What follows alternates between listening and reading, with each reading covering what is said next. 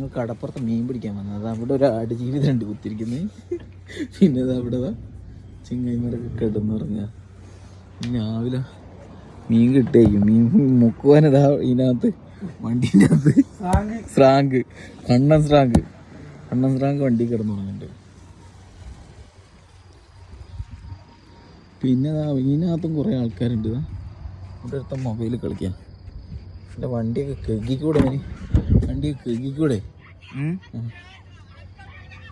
മീൻ പിടിക്കാൻ വന്നിട്ട് മീൻ കിട്ടുമോ? എന്താണ് എൻ്റെ അഭിപ്രായം?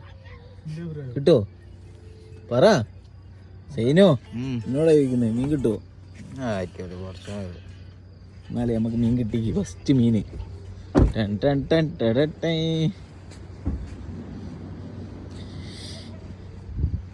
ആദ്യം കിട്ടിയ സാധനം.